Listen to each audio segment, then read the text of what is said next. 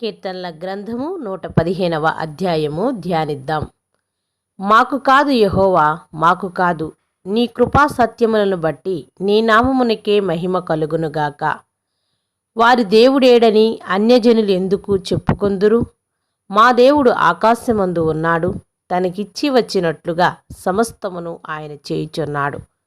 వారి విగ్రహములు వెండి బంగారువి, అవి మనుష్యుల చేతి పనులు. వాటికి నోరుండియు పలకవు, కన్నులుండియు చూడవు, చెవులుండియు వినవు, ముక్కులుండియు వాసన చూడవు, చేతులుండియు ముట్టుకొనవు, పాదములుండియు నడువవు, గొంతుకతో మాట్లాడవు.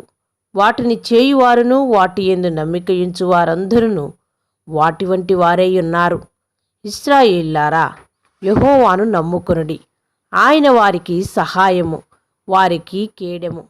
అహరోను వంశస్థులారా, యెహోవాను నమ్ముకొనుడి. ఆయన వారికి సహాయము, వారికి కేడెము. యెహోవా యందు భయభక్తులు గలవారులారా, యెహోవా యందు నమ్మికయుంచుడి. ఆయన వారికి సహాయము, వారికి కేడెము.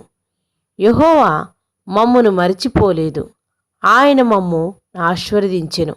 ఆయన ఇశ్రాయేలును ఆశీర్వదించెను, అహరోను వంశస్థులను ఆశీర్వదించెను. పిన్నలనేమి పెద్దలనేమి తన యందు భయభక్తుల గలవారిని యెహోవా ఆశీర్వదించును.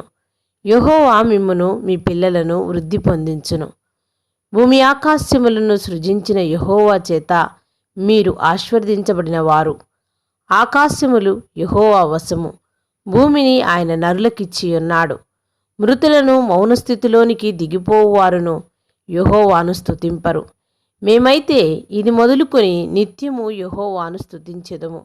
యెహోవాను స్తుతించుడి. ఆమేన్.